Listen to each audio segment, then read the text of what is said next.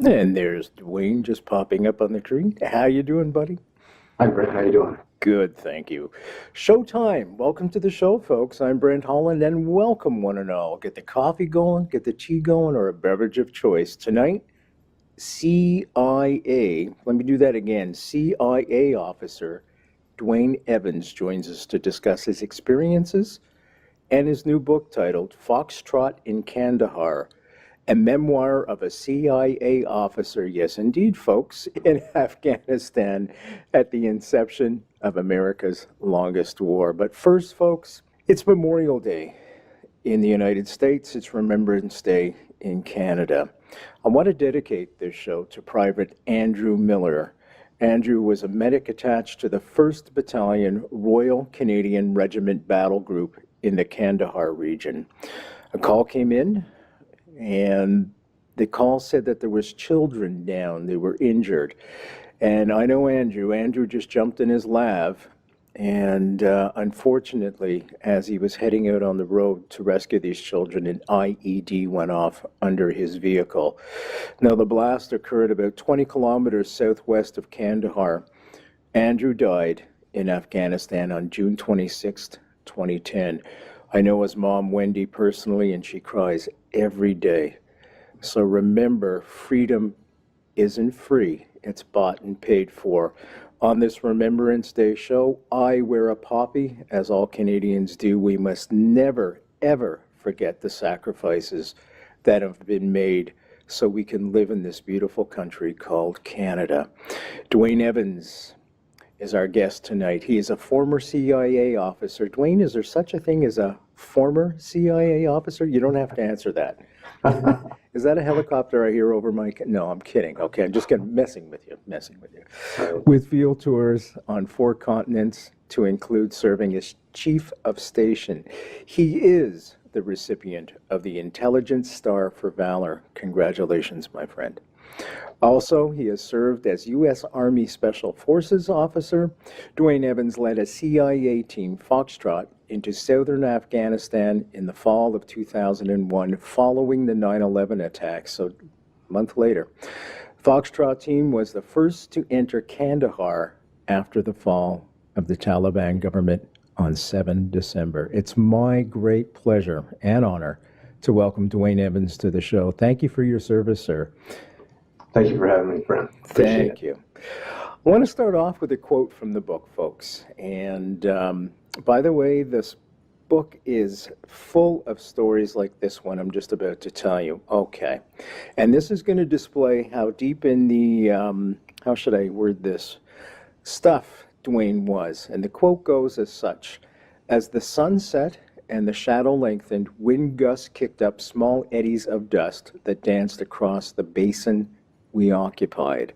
At dusk, the temperature began to fall. Fighters who had fallen behind earlier in the day straggled in. They reported that word was out among the local populace, which included the Taliban, by the way, that there was an anti-Taliban force in the area. Soon, our observation post started reporting that there were convoys of vehicles headed towards us from 3 directions.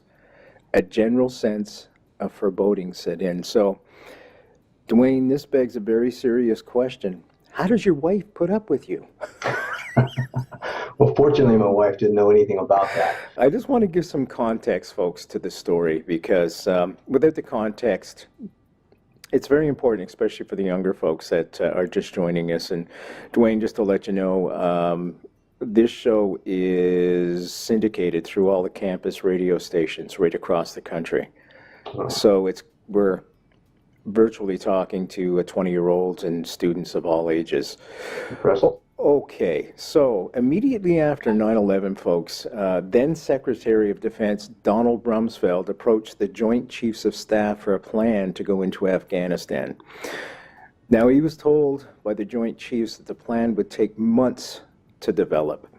George Tenet, who was the DCI Director Central Intelligence Agency, approached Rumsfeld and said the CIA had a plan set to go. Now, according to PBS's Frontline, Tenet said They would use their long-time relationship with Afghanistan warlords to defeat the Taliban. The CIA plan is a covert war to take paramilitary officers, and that's where Dwayne comes in, to link up with anti-Taliban forces inside Afghanistan.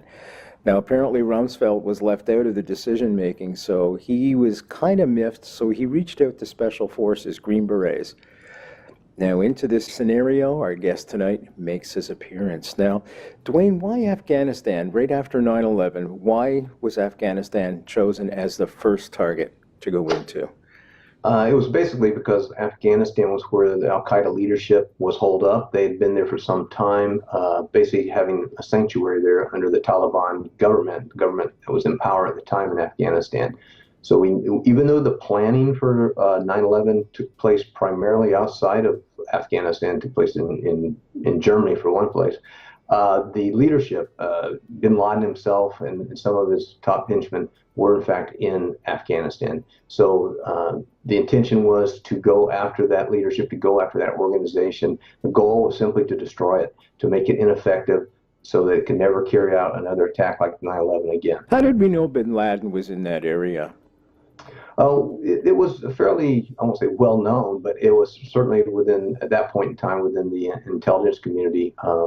It was well known that he had a base there. He had a large training compound south of Kandahar there called Tarnak Farms.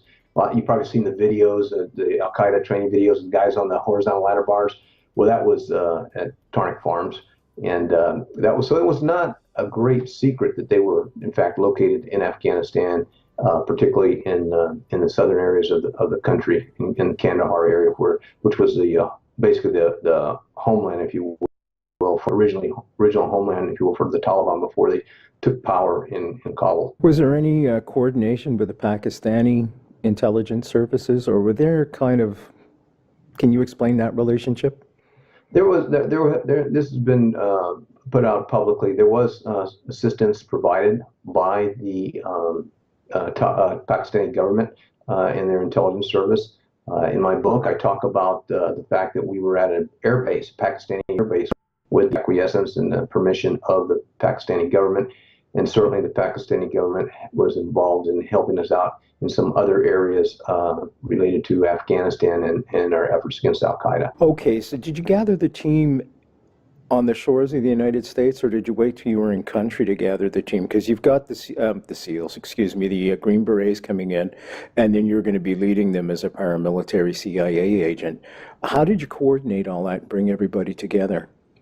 Well, a couple of things. First, initially the first team that left, that went in from the CIA, that went into Afghanistan, it was only a CIA team. It took a few weeks before we had a special forces team that was able to join any of the CIA officers inside Afghanistan, and that team was primarily made up of paramilitary officers, like you say, CIA paramilitary officers. These are officers who had previously served in the U.S. military and had been recruited and came into the CIA, were trained up as intelligence officers, and now full-fledged CIA officers. That first team that went in was made up mostly of those officers, with a couple other officers with some other skills in the mix. Future teams that were formed up also were formed up primarily in Washington area, and they were formed up of CIA paramilitary teams who would go into theater and get into country and be joined at some point along the way, or in Afghanistan itself, by a special forces team. In my case, I was initially deployed after trying to get on one of those teams. Those initial teams, those 5 teams, were going to the north. They were going to northern Afghanistan to work with the Northern Alliance. And my team, well, it wasn't a team initially. Initially, I deployed with a colleague to Pakistan to work there with our station to see what we could do in southern Afghanistan, because even though things were moving along pretty nicely in the north, with the Northern Alliance, they had an army there that, with the support of the CIA and the Special Forces team calling in airstrikes, they were able to make gains on the battlefield, and ultimately by mid-October or so, they were able to capture, or November, I should say, before then, a little bit before then, they were able to capture Kabul. But in the south, nothing was happening, and that was a homeland of, again, that was kind of the homeland of the Taliban, and that's where Al Qaeda also kind of had fallen back to as well. And so what happened was, initially a team was formed out of Pakistan called Echo Team. That team was working with Hamid Karzai. I was briefly associated with that team for about 10 days in our preparation phase. We're with Karzai, we're with his tribal elders, planning a military campaign inside Afghanistan. This was all taking place, this plan was taking place in Pakistan at this Air Force, Pakistani Air Base I mentioned. Then that team deployed. I was actually supposed to deploy with them, and the day of the deployment, I was actually taken off of the deployment, myself and two special forces guys, because we had too many people, not enough airspace, our aircraft to carry the people and all the equipment. I was supposed to come in 3 days later along with the other two SF guys. But what happened, that all changed. I got called to Islamabad. They said, hey, we want another team to go in the south, and that team will be working with a guy named Gul Agha Shirzai. He had been the former governor of Kandahar before the Taliban had come in and chased him out of power. So I had to form a team kind of on the fly right there in Pakistan. There was an officer there in Islamabad station who was assigned to the team. His name was Mark, a great guy. But we didn't have a lot of things we needed. Unlike the paramilitary teams, the CIA paramilitary teams, we didn't have the commo gear we needed. We didn't have all the weapons we needed. There was only two of us initially. But fortunately, we were able to, again, this was all done on the fly. We only had 4 days to get this together. We were able to get, there were two special operations guys from a special operations task force, U.S. task force, that were an advanced team that were there in Islamabad. With Rumsfeld approval, it took some doing to get this all through the system at the Pentagon. With his approval, these two special operations guys, they weren't actually special forces, they were special operations with another task force. And they joined the team. And then we also married up with another special forces team, a 12-man team, although I think they were down to like 11. And then as that group, we deployed via helicopter in the dark of night and linked up with Shirzai's forces in southern Afghanistan. And from that point on, we basically waged a military campaign, with the goal of Kandahar being our target. And they have a lot of guidance beyond, destroy Al Qaeda, capture Kandahar. That was basically it. Okay, I'm just going to back up for a second. Tenet walks in and he speaks with George Bush and he says, listen, we got this plan all set to go. Of course, Rumsfeld is, panicked because the Joint Chiefs of Staffs don't have it. They've got plans for everywhere else to invade. Apparently, even in Canada, there's a plan to invade. You want it, you got it. No, I'm kidding. Universal health care. Think of the advantages. Okay. Anyways, all that to say is George Bush says, yes, let's go with that plan. Where did that plan originate from? There must have been something leading up to building up this plan. There must have been an inclination that they might need this plan. And for it to come from the CIA, I was stunned when I learned that.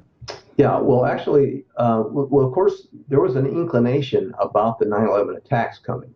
That summer prior to the attacks, the Counterterrorist Center, headed up by Cofer Black, they were pulling their hair out because they knew something big was coming, and they didn't have the details. They knew it could be very, very big. It was a possibility that it could involve aircraft, but for some reason, a lot of people who were warned about this just assumed it was going to be aircraft overseas that were maybe hijackings, but overseas.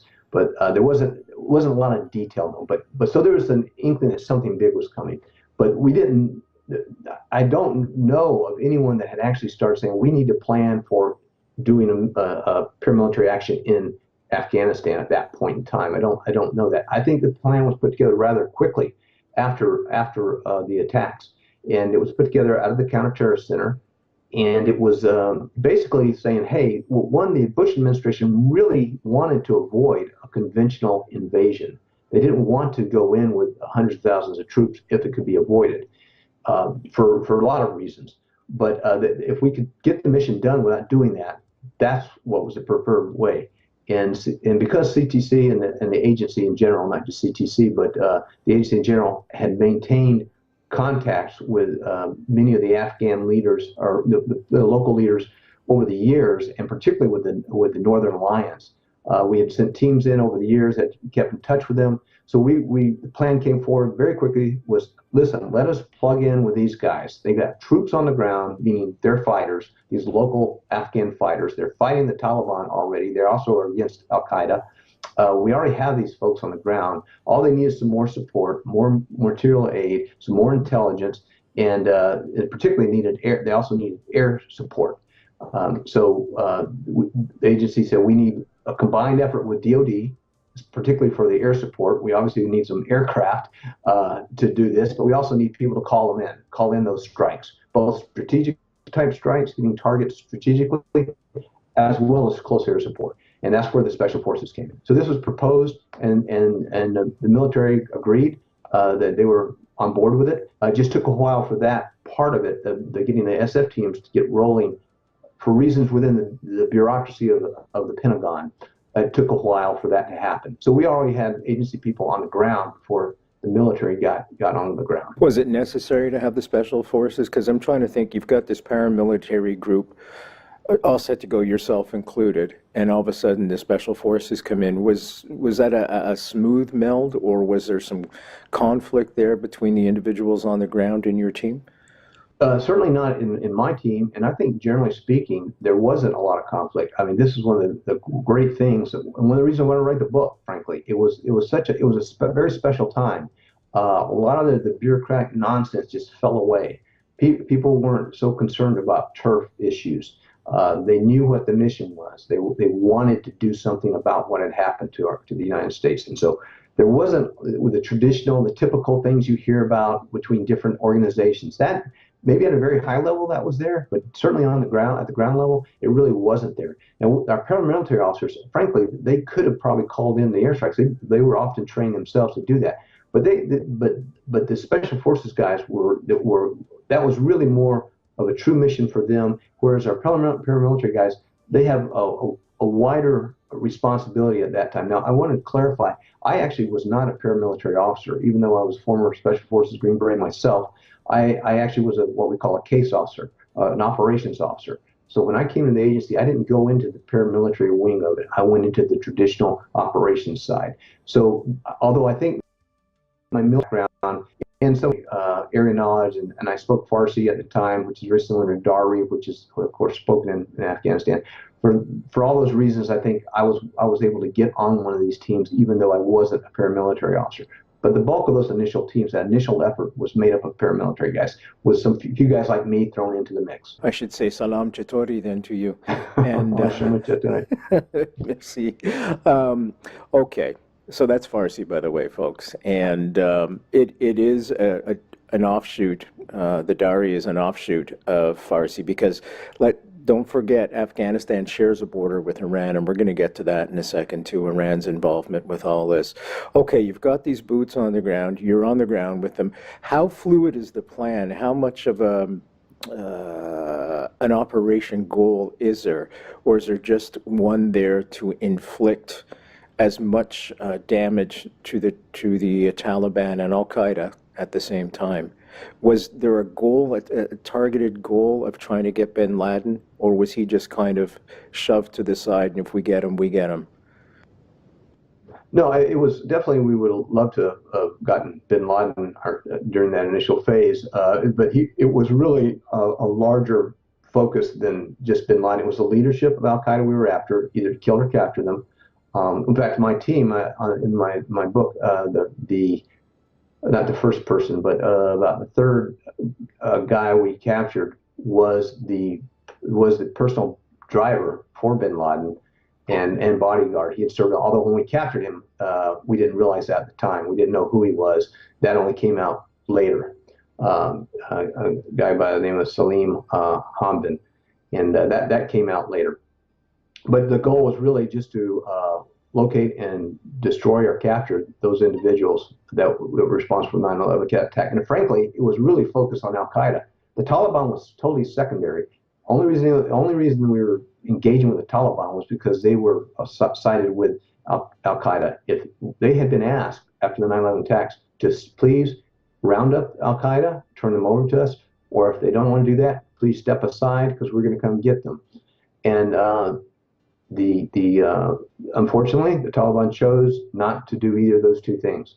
So it meant to get to Al Qaeda, we also had to take on the Taliban. Had the Taliban accepted our offer, they might well be in power today, but they didn't, and so they became our enemy as well. And so that's how we were fighting both Taliban and Al Qaeda. It's off topic a little bit, but I don't have a chance to speak to a real CIA agent in my everyday occurrence. What were your feelings about Tenet's slam dunk? Was he a good DCI? Oh, I thought Tenet was an outstanding DCI. I would have to say he was my favorite DCI, although I liked Leon Panetta a lot also. But I joined the AC under Bill Casey, so I had a lot of directors I went through. But I liked George Tenet a tremendous amount. You're getting into the whole Iraq thing, and as far as the slam dunk, because he was speaking about Iraq at that time. I believe that's what you're talking about. You're talking about Iraq. And I think that was a mistake on his part. I think he regrets that statement. Yeah. Okay, and also it was kind of a segue as well into Iraq, because you write in the book that had the focus stayed on Afghanistan, things would have turned out differently, but all of a sudden now you've got Iraq being invaded. Can you tell us a little bit about that and how the dynamic changed? Well, that of course that came after the part or the story that my book is about. What had happened is in December, Kandahar fell. I came back to the States. I actually became put in charge of an office responsible supporting efforts and continuing efforts, not counter-terrorist efforts, but continuing efforts in Afghanistan. Well, as you know, in 2003, the U.S. invaded Iraq, and but well before that, probably a year before that, the drumbeat for this idea of going to war with Iraq started being beaten. And I personally wasn't involved in the Iraq effort at all.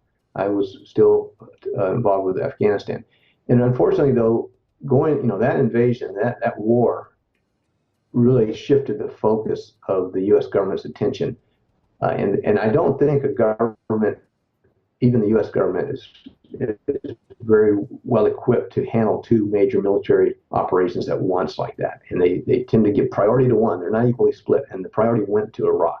And that affected the resources we had for Afghanistan, affected getting simple things like getting staff, getting people who could go there, because a lot of them were being diverted to go off to Iraq at that time. And money as well, resources. So some of the programs we would have liked to have gotten going into Afghanistan kind of took either didn't happen or went at a much slower pace. And I think that applied too on the military side of things. So there, right after 9/11, right after December of 2001, when we had the success in Afghanistan, where the Taliban was now out of power, Al Qaeda was on the run. That was a great time to come in and really finish up the job there, especially with regards to the Taliban that was still fighting us. But things slowed down, and I really believe we missed an opportunity there. I believe if we had not invaded Iraq, we would at least had a better chance of having been more successful in Afghanistan than we've been to date. How do you feel you haven't been successful? Well, 16 years into this, and we're still at war with the Taliban, and there's still a viable insurgency going on.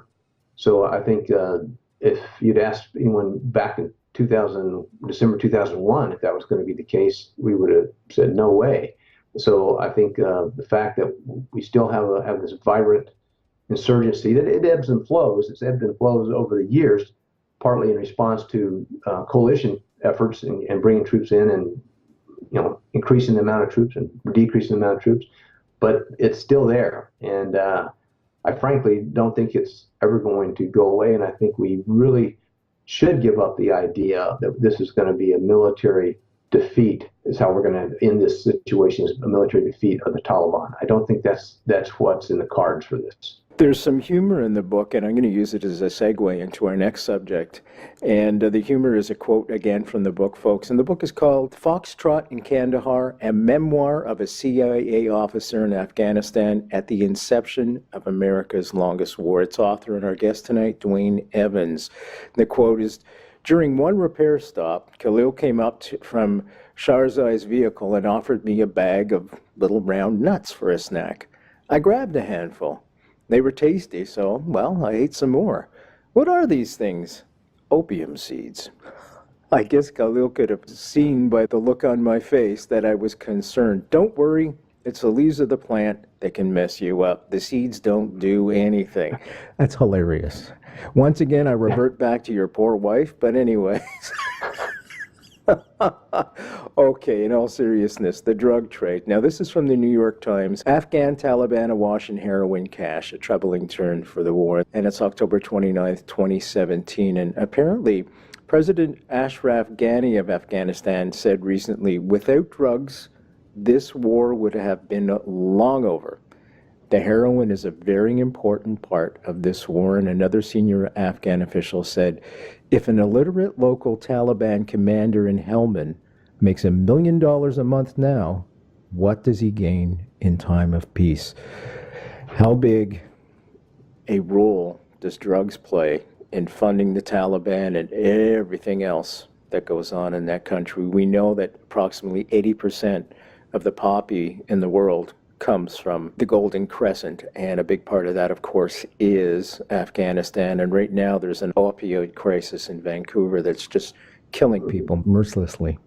Yeah. You know, I think definitely the whole drug trade and the proceeds that come from that have been, you know, that is a big part. I don't know what percentage, but it certainly is, I would guess, a significant part of the funding that the Taliban receives to help fund its insurgency. There are other sources of funding, but the opium trade is definitely one of those. And that's something that, of course, has been going on forever, I guess. I don't know. Honestly, I'm not a counter-narcotics expert by any means. And it's certainly the time I was in Afghanistan, that whole question of narcotics and opiums, other than the little bag of seeds I ate, really never even came to.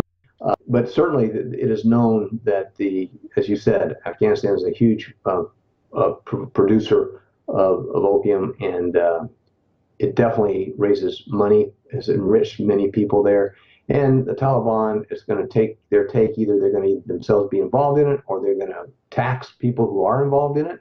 They may even provide protection for those people and get payment for that protection. But certainly some percentage of that income from that trade goes into the pockets of the Taliban to fund their insurgency. One of the biggest problems also is that it's so integrated in the economy in Afghanistan. If they were to take that culture out, if you will, or the selling of the opioid, they feel the economy would fall. How do we deal with this? There was a story on CBC several years ago, Canadian Broadcasting Corporation, that had a farmer who had borrowed money to start growing opium for the Taliban. And the Taliban said, okay, but you have to pay us back within a year. So what ended up happening is the farmers' plants were all eradicated. They were burned down by the forces that were in country at the time. They took his little girl. He's never seen his little girl again. She's gone off to the white trade. How do we deal with this? How do we get around this? It's very arid land. There's nothing for them to grow. How do we create different things for them to make money off of? They're not going to make the kind of money they do off drugs, but you know, this is ingrained and ingrained and ingrained. I am stifled. Any ideas? It's a tough nut to crack. It really is. I mean, these people, you know, they've got to have something. They've got to earn their living somehow, and it just so happens that for reasons of geography, yes, that plant does very well there, and they're able to make a decent living. I know there's been efforts, you know, to try to convert them over to other type of farming, that kind of thing. But you know, a part of this thing is a generational thing, it's a cultural thing. For them, from their perspective, like a simple farmer, he's just trying to make a living. He's not thinking about the ultimate effect of this drug. To him, this is something probably his grandfather did, his father did, and now he's doing it. So it's really hard to manage this problem, not even manage it, to address it in a way that you know is effective, that will allow that will not dislocate people or cause them to live in abject poverty. So I don't know what the answer is. I really don't, but you're right to point out that this is a difficult issue. The JFK Assassination, the definitive book by Brent, Holland.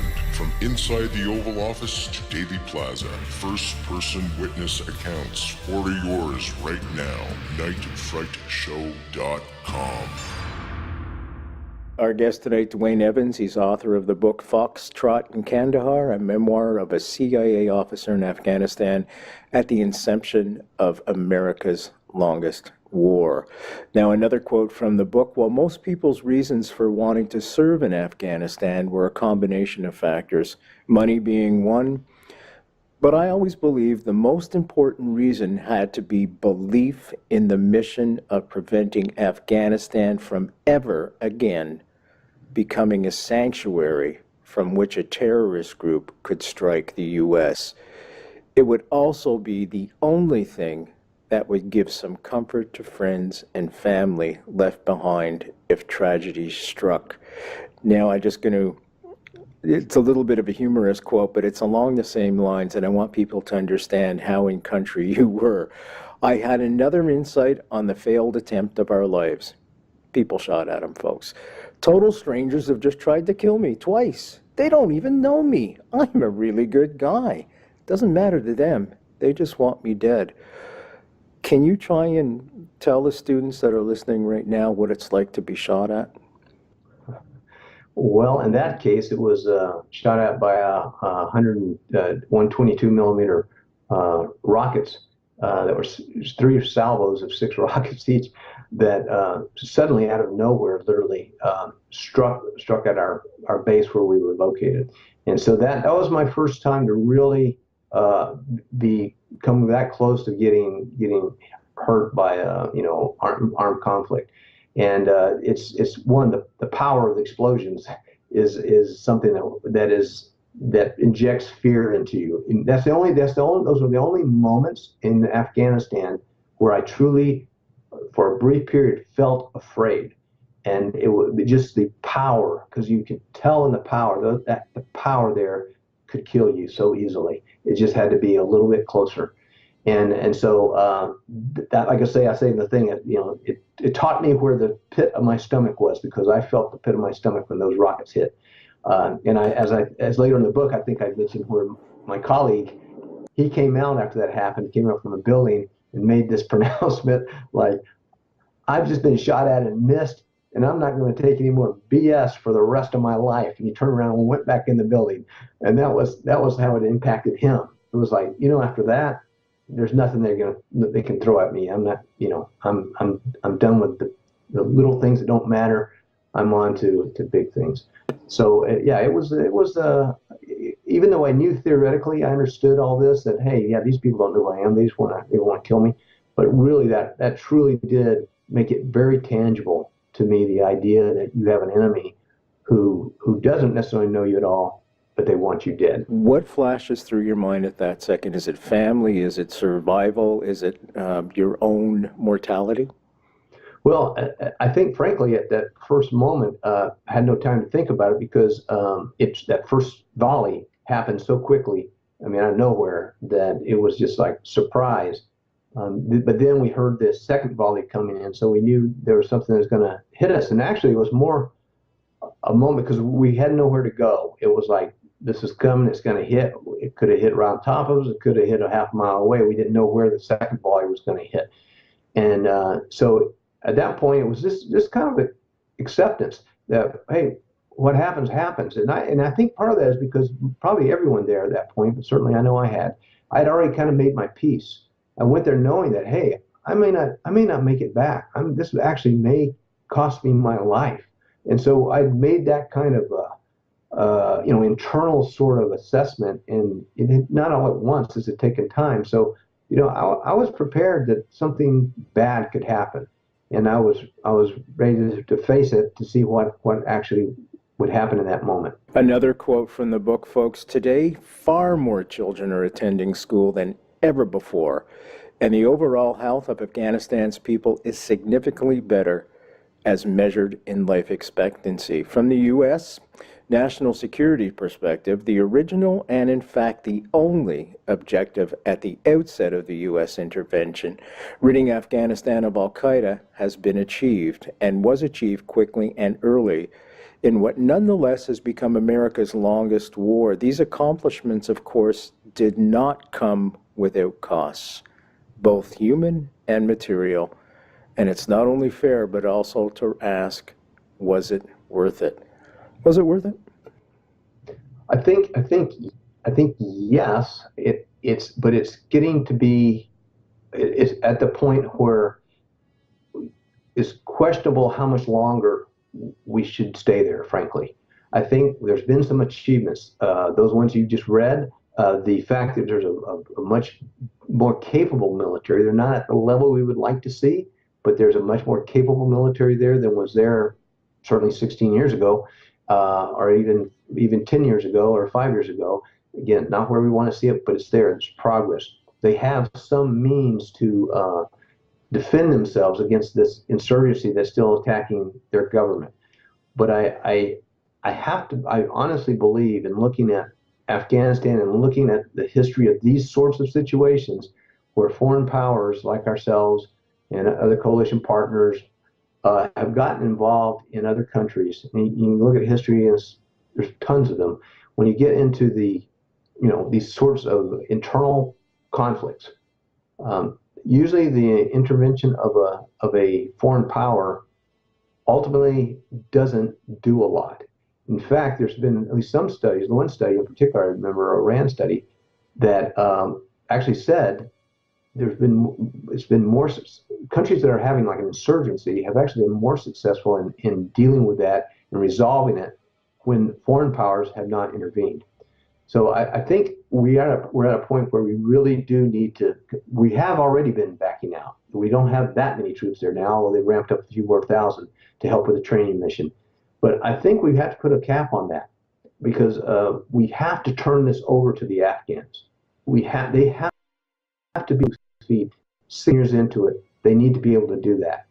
And so my view is we need to turn this over to them, and probably within the next couple of years, basically step out of this and let them take it from there. Hopefully there'll be negotiations with the government and with all the feuding powers, particularly Taliban and the government in power in Afghanistan, and there may be a shared power arrangement. But yes, I think it's been worth it.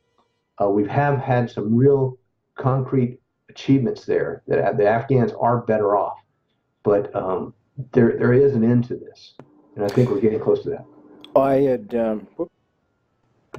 there we go. I had read Bob Woodward's book. I think it was Bush at War. It was one of the books, and it was talking about the attack in Iraq. And I always make notes in the margins when I read books, and all through the book I was writing, "There's no exit plan. There's no exit plan."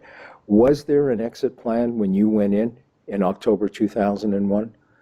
I know there was an exit plan for you, but was there an exit plan once something was achieved? Were you supposed to pull out completely? Again, going into this in that early phase of the war, that was really, it was a counter-terrorist mission. It wasn't a counterinsurgency mission. It wasn't even a mission to overthrow the Taliban regime. It was a counter-terrorist mission to destroy Al-Qaeda. So that's where we were. And I think maybe going into that, initially the thinking was, we're going to do this mission, and we're going to get lead.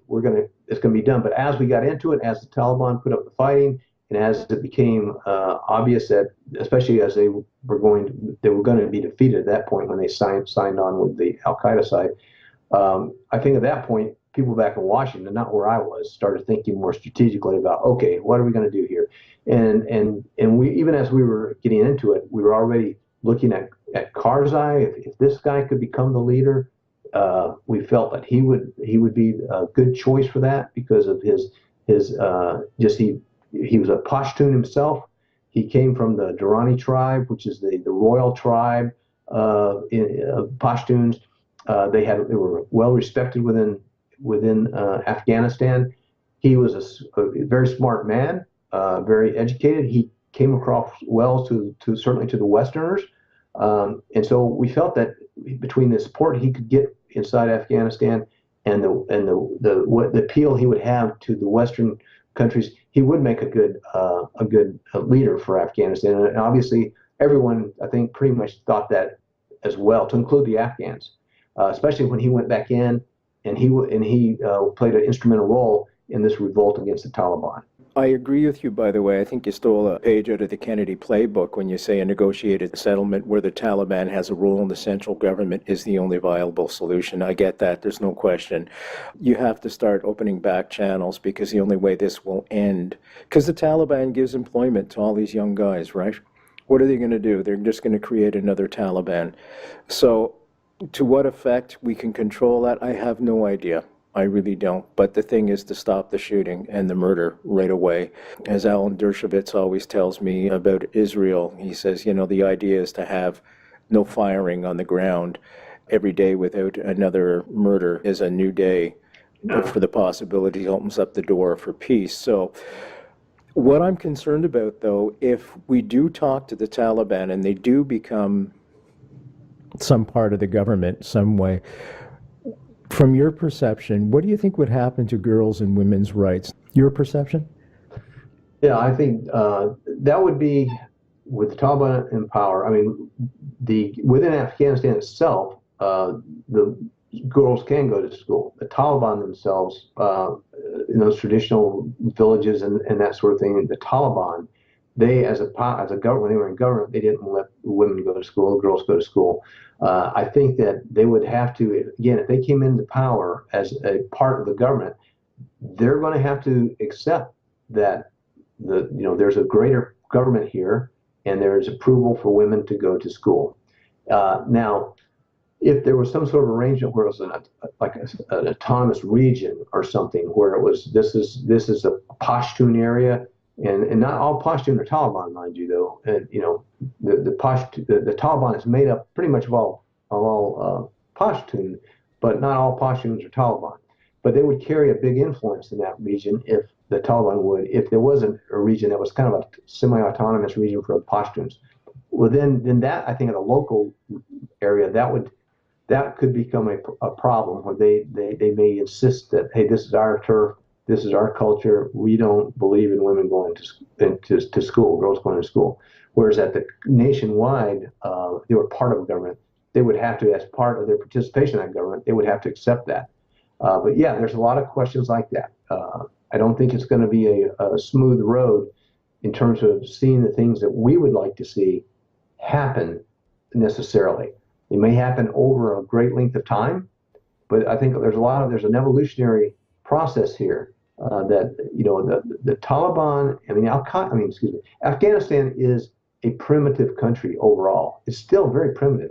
It's very, very poor, and all the money that's gone into that country. That's why there's such corruption. It's a very poor country. So much money was poured in that country. No one should be surprised at the level of corruption. And the Taliban is a very authoritarian, strict, religious and culturally, they're very strict in their beliefs. So when you're dealing with a people like that, it's hard to reach a compromise point. But that's what has to happen somehow. That has to happen. You bring up a great point in the book, by the way, and I'm going to read another quote, folks. I believe a close analogy to the Afghanistan situation in relation to U.S. involvement can be found in America's own history in the 1700s and 1800s, when the country's westward continental expansion brought a modern industrialized nation up against what were essentially Stone Age tribal societies that had little conception of what lay beyond their homelands. This lack of understanding applied not only to the geography, but also to political concepts like nation states, customs such as land ownership, or peace treaties written on paper. I don't know. I hope we have learned a lot from our history, going back even that far, particularly with what happened with the American Indians, because our Native Americans here in in North America in general. I hope we've learned those lessons and can look and see how that happened and the negative things that happen as a consequence of that.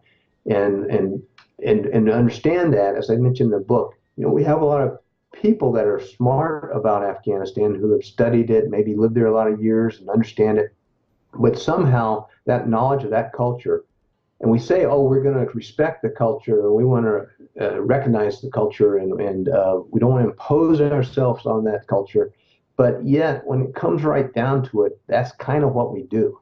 And I think that's a problem. I think we need to let go of that a bit and say, that's one reason I think we need to back out of this a bit. We need to let them decide amongst themselves, because frankly, the Afghans who aren't Taliban are still closer to the Taliban than they are to us in terms of their way they think, what they think about the world and their culture and all that. They're really closer to them. So we're very foreign. I mean, I'm talking about all the nations that come in and have been trying to help in Afghanistan, and we need to, I think, back off a bit. We still can provide assistance, but they have to work this out. They understand each other better than we understand them. I had interviewed a captain in the Canadian Forces. He was a frontline surgeon. He was in an FOB. And he was telling me, he said, Brent, he said, the only way to solve this solution is schools, schools, schools, schools, and schools. But he said, not only once you build the schools, you've got to make them secure enough so the children can actually go there, and the children are going to return home at the end of the day. Your opinion? This kind of into the the idea of what should be the strategy in Afghanistan, and I think and I say this in my book. I say that we're trying to impose a centralized federal system of government. We've been trying to basically do that on Afghanistan, and historically, even though it's had a central government under a king for a while, that worked okay, reasonably well. But the real power base in Afghanistan is at the local level, and so you really have to empower and promote things at the local level to make things really happen. To have a central government sitting there in Kabul trying to reach out to Afghanistan and impose things, that's not going to work. It's got to be done locally by people who are respected locally because of maybe their place in the tribe, their history, that sort of thing. They're the ones that can carry influence with the people at that local level, whereas some guy sitting back in Kabul isn't going to cut the mustard for that. And so I think that this gets into the whole idea of schools. I agree with that. Education. I agree with education anywhere. It will always be an improvement. Improve wherever you are. If more and more people are better educated, certainly that's true in Afghanistan, and we have been successful. I say we. I mean the Afghans, ourselves, you guys, all the coalition partners who have been involved. Have been successful in helping that education level, especially for girls, and that's really good, and we don't want to lose that. But you can't build a bunch of schools and put an army around each school. It just doesn't work. It's got to be the responsibility for those schools has to be taken on at a local level, and that may mean local armed forces, indigenous type forces. That would take on that responsibility and be responsible for those schools and the safety of those children. And I think they know who the enemy is. If you're talking about the insurgents that might threaten the schools, the locals know who those insurgents are better than we know. They know better the terrain. They frankly know how to fight them pretty well as well. And just as we used the Afghans in our initial effort and were very successful against Afghans when we went in there, they were our surrogate forces. This is a point I'd like to make. We never invaded Afghanistan. There was no American invasion of Afghanistan. It was a few teams of Americans going in, linking up with Afghan fighters who they took the fight to the Taliban. They took the fight to Al-Qaeda. And we just gave them the support they needed. And that worked. And I think the same concept could be applied today in these regional areas. I think that's perfect. Pretty good way to end it, actually. We've only got about 30 seconds left, but I want to get this final quote in. Shirzai took a rug and presented them to us, saying, "No one comes to Afghanistan and leaves without a carpet." The carpets were nothing fancy, just simple tribal columns, and used ones at that. Do you still have the rug? I absolutely do. Thank you so much for your service, my friend, and joining us on this special day. Thank you so much, Brent, for having me. I appreciate it. All the best to you and your family. Thank you. I'm Brent Holland from The Brent Holland Show. See you all next time.